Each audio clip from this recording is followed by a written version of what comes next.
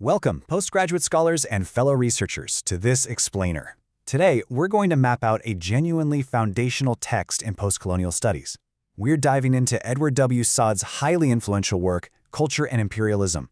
And we're going to put a tight, analytical focus right on his groundbreaking first chapter, Overlapping Territories, Intertwined Histories. Get ready, because we're about to establish some core theoretical frameworks that will profoundly challenge the way you look at the relationship between 19th and 20th century literature and global power. Okay, let's dive right into this. To set the stage, Said kicks things off with a pretty forceful quote from William Blake. "The foundation of empire is art and science. Empire follows art and not vice versa." What Said is doing here, right out of the gate, is completely shattering the long-held illusion that art is just this innocent, isolated monument. He's arguing that culture doesn't just passively reflect the world around it, it's actually the active engine that precedes, normalizes, and sustains empire. So this brings us to a really fundamental question, one you've absolutely got to ask yourselves as you navigate this field. Is classical literature truly autonomous, or is it an artifact of empire? For decades, traditional aesthetic critics have operated under this hidden assumption that great novels and poems exist in a sanitized, totally autonomous bubble, completely divorced from the gritty, violent realities of global expansion. Well, Said vehemently disagrees with that, and as you'll see, he provides an incredibly robust methodology to prove it. To figure out exactly how he dismantles that assumption, here is our research roadmap for this explainer.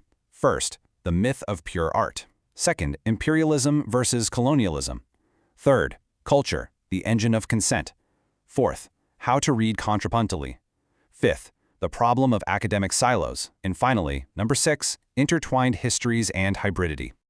All right, let's start right off with Section 1, the myth of pure art and how Said goes about shattering aesthetic isolationism.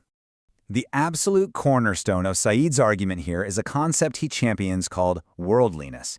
He insists that cultural artifacts, think about those massive Victorian realistic novels, they aren't self-contained at all.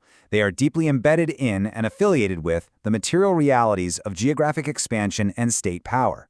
But here's the really vital nuance you need to grasp. Said isn't just throwing critical epithets at Western art to condemn it wholesale.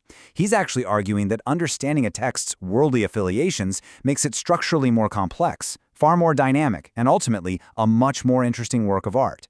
It's like finding the hidden layers of a giant puzzle. With that foundation set, let's transition over to Section 2, Imperialism versus Colonialism, and properly define our framework.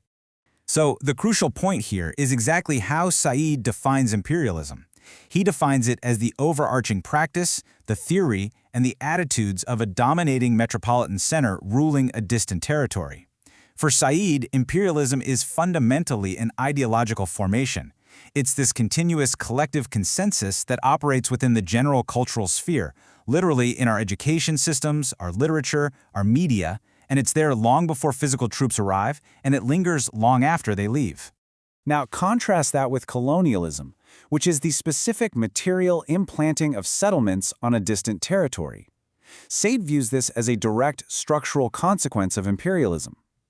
The reason this distinction is so incredibly important for your research is that while direct physical colonialism, the planting of flags and the physical occupation, has largely dissolved in our contemporary era, the overarching imperial ideology, that still completely persists today. And this brilliantly illustrates just how staggering the geographical scale we're talking about really was. By 1914, European powers controlled an astonishing 85% of the Earth's surface. Just take a second and think about the gravity of that number. 85%. Between 1800 and 1914, they were expanding at a rate of up to 240,000 square miles every single year. This wasn't some accidental, absent-minded expansion like older historians such as J.R. Seeley used to suggest. No, it was a massive, highly systematic integration that forcibly synchronized completely distant territories and disparate histories into a single, incredibly unequal global network. But how on earth was a geographical expansion of this immense scale sustained without constant, overwhelming domestic resistance? Let's look at Section 3, Culture, the engine of consent, and move beyond pure economic determinism. When you map out the historiographical debate, Said really directs a sharp polemic at those quantitative historians who try to explain the durability of empire just through economic determinism. If you look exclusively at raw trade spreadsheets, troop counts, or profit margins, you're going to run into a wall. Those raw financial numbers alone totally fail to explain why these empires survived under highly adverse, risky, and sometimes even financially disadvantageous conditions. The post-colonial consensus shows us that maintaining an empire of that scale absolutely required a powerful domestic cultural narrative. Culture acts as this non-coercive matrix. It constructs what the great critic Raymond Williams called structures of feeling. This is the subtle, everyday ideological scaffolding that allowed so-called decent men and women back home in London or Paris to just accept the subjugation of distant peoples. It framed it as a metaphysical obligation, or hid it behind the protective, noble colors of philanthropy and science. Basically, culture unnoticeably generates the tremendous self-confidence, the will, and the arrogance required to rule over others. So, as literary scholars, how do we actually go about uncovering these hidden structures of feeling?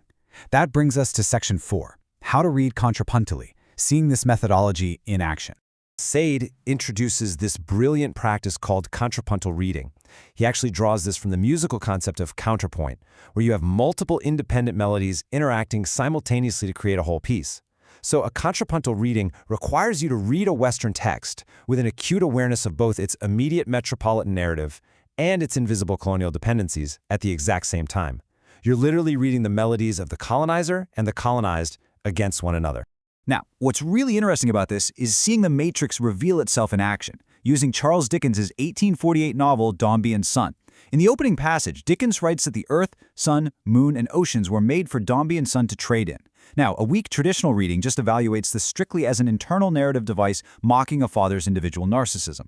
But Said's contrapuntal reading, it exposes the deep, structural assumption of the 1840s, the British mercantile ethos, and the overarching discourse of imperial free trade. Dombey's personal egoism directly parallels the casual, completely invisible assumption that the entire universe is naturally open to British commercial exploitation. It's a remarkably powerful tool for sure.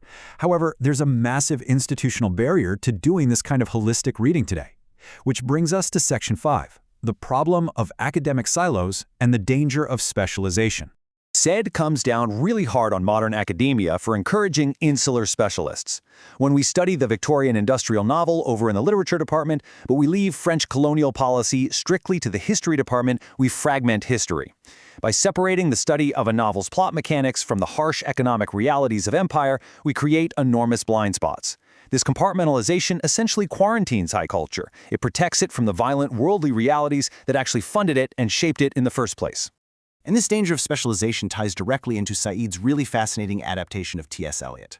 Eliot had this sort of idealistic aesthetic concept of the historical sense, arguing that the entire poetic tradition of Europe coexists simultaneously. Well, Said takes this concept and secularizes it. He argues that just as poetry coexists, intertwined historical realities coexist in the present.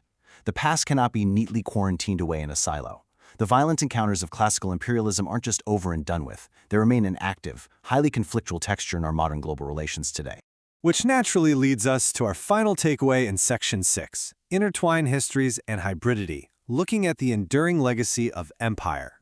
The core meaning of Said's entire framework here is a firm, undeniable rejection of binary essentialisms.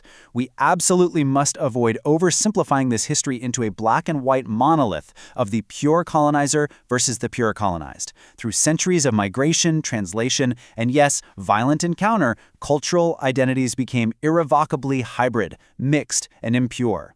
Just lowering a colonial flag doesn't magically sever the relationship. The economic, the psychological, and the narrative tracks of empire remain deeply wound together, creating a shared and often painfully conflictual memory. As you continue to push forward in your own postgraduate research, I want to leave you with this final, provocative thought. If culture generates the structures of feeling that sustain physical empires, can our contemporary global media platforms be evaluated using the exact same geographic framework Said applied to the 19th century novel? Are we seeing entirely new overlapping territories being mapped out in the digital space today? Thank you so much for joining me for this explainer. I really hope it completely transforms how you read and empowers your own work in postcolonial studies.